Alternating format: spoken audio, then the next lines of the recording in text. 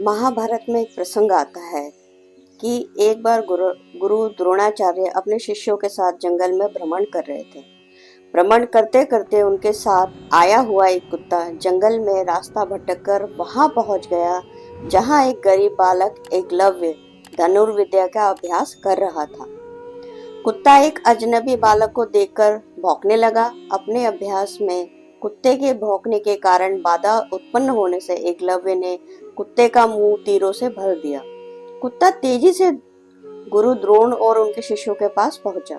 कुत्ते की ऐसी हालत देख सभी हंसने लगे, किंतु अर्जुन यह देख रहा था कि किस चतुरता से कुत्ते का केवल मुंह भरा गया है बिना उसे चोट पहुंचाए। जब अर्जुन ने यह बात गुरु द्रोण को कही तो वह उस कुशल धनुर्धर से मिलने के लिए उत्सुक हो उठे। जब एकलव्य को ढूंढते ढूंढते यह मंडली उनकी कुटिया तक पहुंची तो गुरु द्रोण को अपनी प्रतिमा वहां देख आश्चर्य हुआ। एकलव्य अपने गुरु को आया देख दौड़कर उनके चरणों में गिर पड़ा। सभी को कुटिया में ले जाकर जलपान कराया। सभी यह जानने को उत्सुक थे कि आखिर उसने कुत्ते का मुंह तीरों से कैसे भर दिया। तब उसने बताना शुरू किया, बहुत पहले मैं आपके पास धनुर्विद्या सीखने की तीव्र इच्छा लेकर पहुंचा था, किंतु आपने मुझे यह कहकर टाल दिया कि तुम्हें इसकी आवश्यकता नहीं है और राज परिवार के साथ तुम्हें धनुर्विद्या सीखने का अधिकार नहीं है। अतः मैं निराश होकर चला आया, किंतु मेरे मन में धनुर्विद्या सीखने की तीव्र इच्छा और लगन थी। अतः मैंने आपकी प्रतिमा मिट्टी से बनाकर सीखना आरंभ कर दिया। मुझे ऐसा लगता था जैसे आप स्वयं आकर मेरी गलतियां बताते हैं और मुझे सिखाते हैं। एकलव्य के गुरु द्रोण के प्रति ऐसी निष्ठा देखकर सभी शिष्य आश्चर्य से एकटक उसके चेहरे को ताक रहे थे।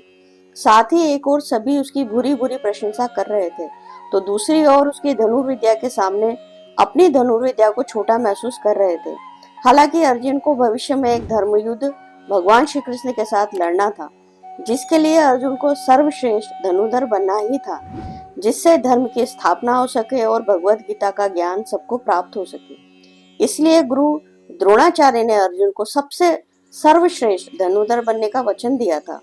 अपनी कहानी सुनाने के पश्चात एकलव्य गुरु द्रोण से कहने लगा कि आपकी कृपा से मैं इतना श्रेष्ठ धनुर्धर बन सका हूँ।